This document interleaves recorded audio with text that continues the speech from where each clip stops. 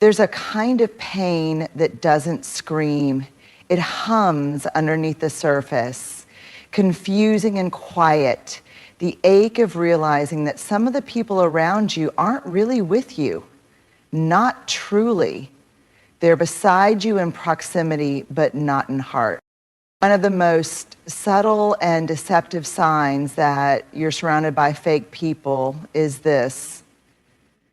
They don't show up as who they are. They show up as a reflection of who you are. At first, it feels flattering. You feel understood, validated, even connected. But what you're really experiencing is mimicry, not authenticity. Fake people study you not to know you, but to imitate you. They listen closely, not out of curiosity, but out of calculation. Your opinions become their opinions. Your preferences become their preferences. Your emotions become their script. They laugh when you laugh, agree when you speak, and seem to nod along with everything you say. But underneath it all, you're talking to a mask. It's not connection, it's strategy. And over time, this kind of relationship creates a deep, aching loneliness, because you can sense it even if you can't immediately name it. Something feels off. It's like you're in a conversation with your own echo. You're not being challenged, stretched, or seen. You're simply being mirrored. And that may feel safe for a while, but eventually it becomes suffocating. The truth is, real people bring contrast. They're not afraid to disagree, ask hard questions, or show you a perspective you hadn't considered. They come into your life as themselves, not as a reflection of your personality. There's room for both of you to be real. That's where connection happens. Fake people, on the other hand, are afraid to be seen. They hide behind false harmony because they fear rejection, but in the process, they never truly get close to anyone because they've never allowed anyone to meet the real version of them. So if you find yourself surrounded by people who always agree with you, who never push back, who shape shift into whatever they think you want them to be, pause. That's not compatibility, that's performance. And while performance might feel smooth on the surface, it will always feel empty underneath. You deserve relationships rooted in truth, not imitation. Be with people who bring their full, unfiltered selves to the table, because that's where the real work of trust, growth, and love begins. Pain has a strange power. It reveals. It strips away illusion and leaves only truth. And perhaps one of the most heartbreaking truths to face is this. Some people love you only when you're easy to love, when you're thriving, when you're cheerful, when you're useful. But the moment you begin to struggle, to unravel, to need, they disappear. They stop replying, they don't check in, they say, let me know if you need anything, but when you do, they're suddenly too busy, too tired, or just gone. Their silence during your suffering speaks louder than all the words they said when you were smiling. These are the people who were comfortable in your highlight reel, but not your behind the scenes. They showed up when your life was polished, curated, and convenient. But grief, anxiety, depression, burnout, those parts of you require too much emotional bandwidth and they're not willing to invest it. And so they back away quietly, passively, sometimes even pretending nothing is wrong. And here's the wound that kind of abandonment leaves. It makes you question your own worth. You begin to wonder if you're only lovable when you're on. You start hiding your pain, shrinking your truth, pretending you're fine, just to avoid the sting of being left again. But let's be clear, your struggles do not make you a burden. The people who vanish when you hurt aren't your people. They're not built for the sacred weight of real connection. They're tourists in your life, not residents. Real people, don't run from your pain. They make space for it. They may not have all the answers, and they may not fix what's broken, but they sit beside you. They hold your hand when life feels unbearable. They check in even when you don't have the words to respond. They show up not because it's easy, but because you matter. So if someone disappears when you're struggling, believe them. Let their absence teach you what their presence tried to hide.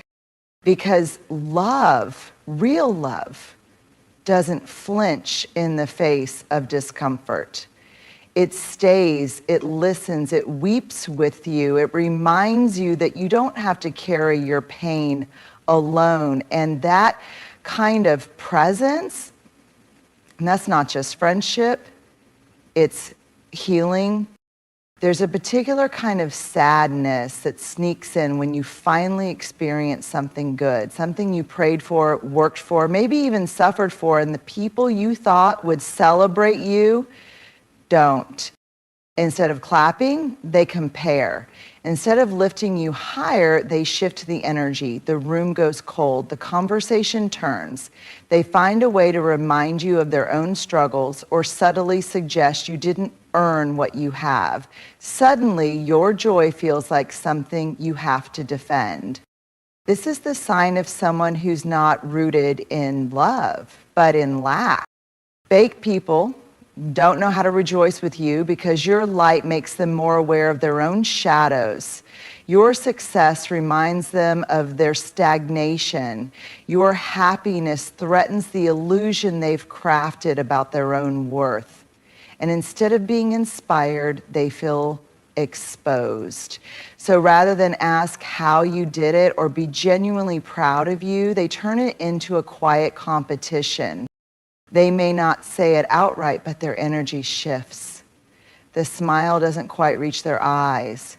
Their voice tightens. Maybe they quickly change the subject or highlight their own accomplishment in the same breath you're trying to share yours. The moment you glow, they dim the room. Not because you're too bright, but because they're too insecure to sit in the brilliance without questioning their own. And here's what makes it hurt even more. This often comes from the people closest to you, the ones you hoped would cheer the loudest. And that's the betrayal. Because joy should never be something you feel you have to hide. Celebration should never come with guilt. Your connection isn't threatened by someone else's rise. It rejoices in it. Real friends see your success as an extension of their love for you. They don't feel smaller when you shine. They feel honored to be near the glow. They say things like, "You deserve this. I'm so proud of you. Let's celebrate," not out of obligation, but out of genuine delight. But fake people, they turn your moment into a mirror, reflecting everything they think they lack. And that's not your burden to carry. So if your joy makes someone uncomfortable, don't dim yourself. Discern them. The ones who compete with your joy are not meant to walk with you in your harvest season. And that's okay. Because the ones who are for you will celebrate with no agenda, no resentment, and no need to make it about themselves. It starts off subtle, a story here, a detail there. You're talking with someone and they lean in a little closer. Their voice drops just slightly. And they begin to share something about someone else. A decision someone made, a mistake, a flaw. They wrap it in casual words like, "I'm just concerned," or "I probably shouldn't say this, but..." And suddenly, you're in the middle of a conversation that's coded in judgment, even if it's sugar dusted with fake empathy. And they'll call it just talking. But let's call it what it is, gossip. Fake people thrive on it, not always because they're malicious, but because they lack depth. They use gossip to bond, to fill space, to feel important. It becomes their currency. Sharing other people's stories gives them a temporary sense of power or relevance. And if they talk to you about them, trust me, they talk to them about you. And here's the twist, they often pretend it's harmless. It's not like I'm judging them. I'm just being honest. They'd probably say the same thing about me. But gossip is never neutral. It's invasive, it's harmful, and it erodes trust quietly, consistently. It teaches you that authenticity isn't safe, that anything you share might be handed over like cheap entertainment at the next coffee table. Over time, this creates a relational culture built on suspicion, not support, performance, not presence. Worse, gossip masquerades as closeness. It creates the illusion of intimacy. But I'm telling you, this means we're close, right? But it's not real closeness. It's collusion. It's two people standing on the broken pieces of someone else's story, mistaking it for solid ground. And here's the most dangerous part. When gossip becomes the norm, silence becomes safer than honesty. Vulnerability becomes dangerous. People stop sharing their real selves because no one wants to become the next topic when they leave the room. But authentic connection, it doesn't need gossip to survive. In fact, it rejects it. Real people know how to hold stories with tenderness and confidentiality. They protect what others share with them like sacred trust. They refuse to reduce someone's humanity to a punchline or a concerned critique. So if you're around someone who constantly brings others' names into the conversation, especially in a negative or gossipy way, that's a red flag, not a personality trait. And if you find yourself being drawn into those conversations, it's worth asking, why do I feel the need to engage? What am I hoping to get from this? And most importantly, would I trust this person with my truth? Because here's the bottom line, if someone gossips with you, they will gossip about you. And that's not loyalty, that's just performance in disguise. Your time, your energy, your trust. They are too sacred to be spent in rooms where people mistake gossip for connection. Choose depth over drama. Choose honesty over noise. Choose people who build relationships, not burn bridges behind backs. In real relationships, love flows freely. Acts of kindness, support, time, encouragement, these are given without strings, without the hidden expectation of return. But when you're surrounded by fake people, there's an invisible scoreboard between you. Every favor they do, every moment they give, every text they send, it's logged, tallied, and filed away to be used later, not as love, but as leverage. Fake people don't connect from a place of wholeness. They connect from a place of control. Their generosity is transactional. If they show up for you today, it's only to hold it over your head tomorrow. They help you move and then remind you about it every chance they get.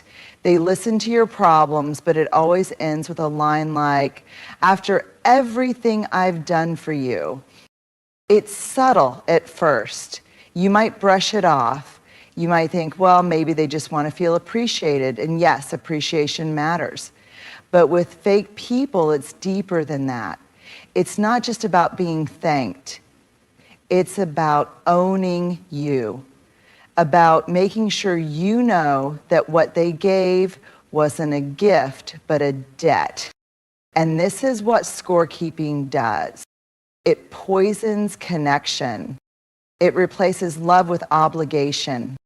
It turns every interaction into a quiet contract. You begin to feel like you're being monitored, measured not by who you are, but by what you've repaid. You start walking on eggshells, fearing that one missed favor, One delayed text or one moment of forgetting will cost you the whole relationship. Real connection doesn't operate like that. Real friends, real partners, real people, they give without keeping receipts, not because they're naive, but because they understand that love is not a loan, support isn't a bargaining chip, time isn't a trap. When they show up, they do it because they want to, not because they're building a case for later. And the irony is, scorekeepers often look generous on the surface. They may be the first to offer help, the loudest to show up, the most eager to step in. But underneath that surface is the silent expectation. Don't forget what I did for you. And eventually they'll remind you, sometimes through guilt, sometimes through passive aggression, sometimes through outright resentment. This kind of dynamic leaves you feeling emotionally indebted. You're never quite free. You're never truly at ease, because love that's given with conditions isn't really love. It's a negotiation. So if you're constantly feeling like you owe someone just for being in relationship with them, pay attention. That's not connection, that's control with a smile. And here's the truth. You don't owe people. It's potentially, for most of us, cosplay is always. You don't owe anyone your peace to pay back a favor that was never truly free. Sometimes the most toxic people in your life won't scream, insult, or criticize you. They'll smile. They'll nod. They'll say all the right things laced with sweetness, encouragement, and carefully packaged optimism. But if you look a little closer, you'll realize something haunting. It's not positivity you're experiencing, it's performance. Fake people are often masters at hiding behind a mask of positivity. They've learned how to weaponize optimism, how to disguise manipulation as motivation. They preach good vibes only and everything happens for a reason. But when you're hurting, struggling, or angry, they become uncomfortable, they shift, they deflect. They start using positivity as a wall, not a bridge. You might hear things like, at least it's not worse. Just be grateful. Don't be so negative. You're being dramatic. And suddenly, your pain becomes an inconvenience. Your emotions become too much. Your authenticity becomes a threat to the illusion of peace they're trying to protect. And that's what it is, an illusion. Because real peace isn't the absence of struggle, it's the presence of truth. And real positivity doesn't silence people, it supports them. But fake people don't want your truth. They want your compliance. They want you to keep smiling, keep agreeing, keep things light and surface level. They want to be seen as uplifting, but they're terrified of sitting in the shadows with you. And when you stop pretending, when you cry, break, rage, or question, they subtly withdraw. Maybe they even gaslight you into thinking you're the problem. This toxic positivity creates emotional distance disguised as encouragement. You start feeling alone even while someone is sitting next to you. You start questioning your feelings because they're not being met with empathy, but with invalidation. And that's the heartbreak of it all. You realize they're not positive, they're just not present. They're not safe, they're not listening, they're avoiding. True connection doesn't require a constant smile. It makes space for the whole of you, the light and the dark, the joy and the grief, the gratitude and the grief. Real people don't shut down your sadness with cliches. They sit beside it and honor it. So if someone only shows up when you're easy, if they constantly pressure you to stay upbeat, if you feel guilty for being human in their presence, listen to that discomfort. That's not love. That's performance-based approval wrapped in a bow of false light.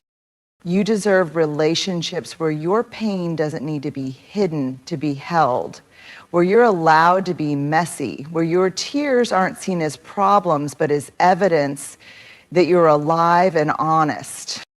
Beware of those who hide behind the mask of positivity, because real love doesn't silence sadness. It welcomes it with open arms. In the world obsessed with image, charm, and performance, it's easy to mistake proximity for connection. But real connection doesn't require you to shrink, filter, or perform. It invites you to be fully known and still fully loved. When you're surrounded by fake people, everything starts to feel distorted.